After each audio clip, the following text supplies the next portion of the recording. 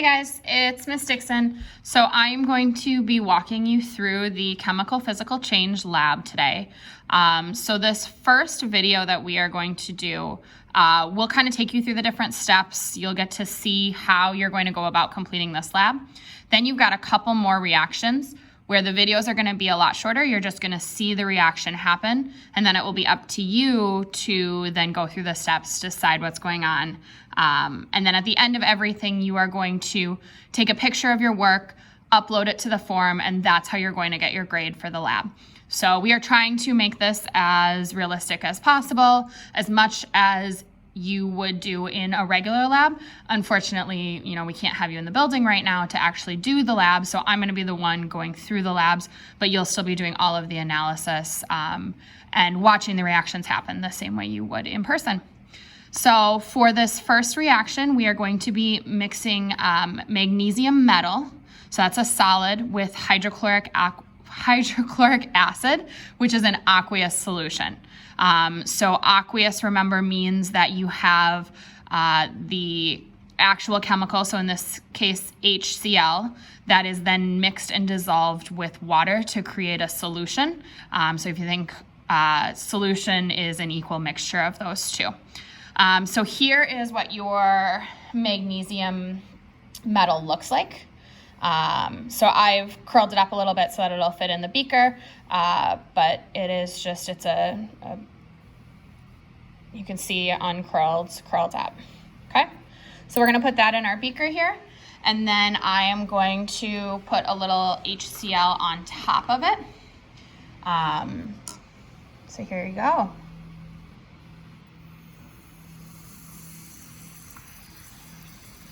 So as you're going through this lab, your job is going to be to make observations and then determine what those observations mean. So I'm going to take the camera, I'll move this over here a little bit so you can see what's happening. That metal that we initially had in there, you can see there's just a tiny little bit left. It's creating a lot of bubbles. You can see there's some steam or smoke type substance coming off the top. And then if you feel this beaker, it's very warm. Now our bubbling has stopped, but also all of our metal is gone. So we just have a clear liquid left behind. The beaker is still pretty warm, definitely warm to the touch. So, all right. So our job now is to figure out what exactly happened. What did we see? And as a result, are we looking at a chemical or a physical change that took place? So I'm going to switch in this piece of paper. If I were you, I would have a similar piece of paper set up on your desk that you're going to be using as we go through this. You put the camera up a little bit higher so that you can see what I'm doing here, hopefully without tipping it over. All right, so we'll start up at the top. The first thing that you can see here is that we've got this reaction. So this is the same reaction that was on the first slide of this section. You've got a magnesium metal, that's right here, being mixed with hydrochloric acid. You can see that this is an aqueous solution. That's what that AQ represents there.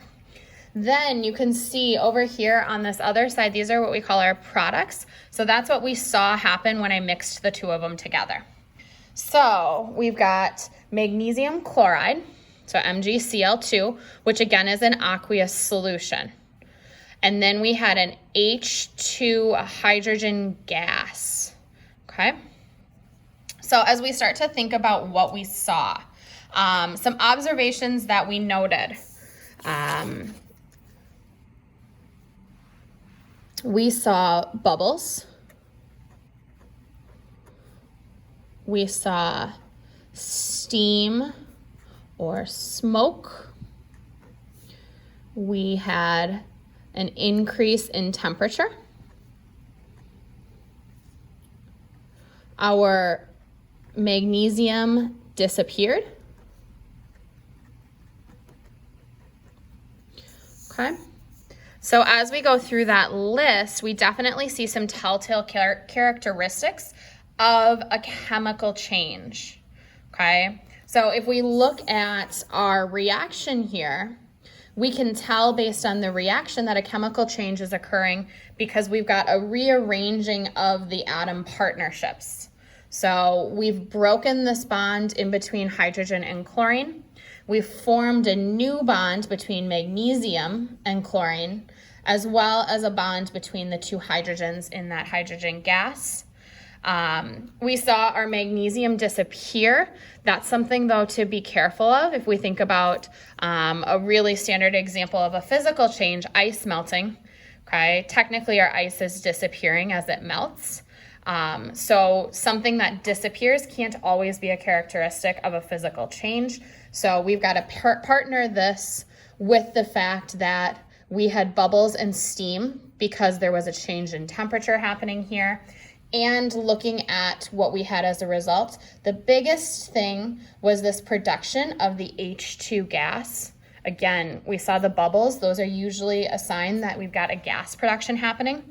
That gas production that wasn't there as the start, that's a really big, bright flashing light, red light in your head that says, yep, this is a chemical change that I'm looking at. So if I were answering this first question, I would say that this is an example of a chemical change. I would explain that these bubbles come from hydrogen gas being formed. And in order for hydrogen gas to be formed, bonds have to be broken between the hydrogen and the chlorine, and then they have to be reformed both between the magnesium and the chlorine and between the hydrogens.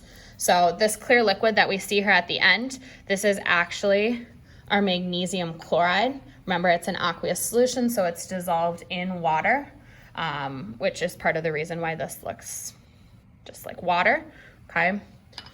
The second part of this reaction then, or the second part of this problem, is where I have to do the picture. So you guys have got a couple of options when it comes to drawing your picture. If you have multiple different colors of markers, pens, colored pencils, something at home, it's really easy to draw these pictures with different colors. It helps you really clearly see how the atoms are rearranging and the bonds are breaking and being reformed. If you don't have different colors, you can see on the PowerPoint slide that we've used different shading, and you can use different patterns to try to tell the difference between those atoms as well. The biggest thing is that you have to have some way for you and us, when we are looking at it and grading it as teachers, to be able to tell which atom represents what chemical in your chemical reaction. So I've started out the beginning here. I've got magnesium metal, and then I have hydrogen is my orange dot, and chlorine is that yellow circle. So when I go to my product side of the reaction, okay, I'm going to be pairing my magnesium up with 2 chlorines. So again, we've got a beaker here for our product, okay, and then I had magnesium paired up with 2 chlorines, okay, and I had a lot of those. Those were aqueous. So when we draw an aqueous solution, we usually don't draw the waters just because it gets really difficult to see what's going on in that case. We got a lot of things that then happen in that same beaker. So we leave the waters out just to make the picture a little bit clearer. But by writing aqueous, we are making sure that we acknowledge that this is dissolved in water. So in between each of these molecules, there are also water molecules. Okay. Then coming out of this as well, what formed the bubbles were those hydrogen gas molecules. So I'm going to go ahead and put those forming as well. So in this case, I'm using 2 orange circles because my formula tells me that it is H2. Okay. And then my last step here, so I can tell what's happening, I'm going to go ahead and write the products of the reaction down on the bottom. So I have Mg+HCl2. Again, that's an aqueous solution, plus hydrogen gas H2. All right.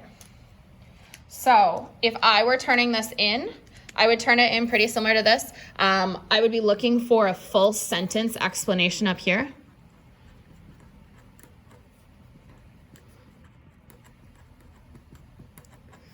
Again, so we talked about how This is a chemical change. Because we can see the bubbles, which means that a hydrogen gas is being formed. That is happening because bonds are being broken here between hydrogen and chlorine and then can reform over here on the product side. So bonds breaking and bonds reforming is the big part of chemical reactions. So I would make sure to include that in my sentence here, okay? As well as that list of observations. So I would snap a picture of this and then I would upload that. So you've got 3 more of these coming. You'll hear much less of me talking. And then this part of it will be something that you will complete on your own after watching the video.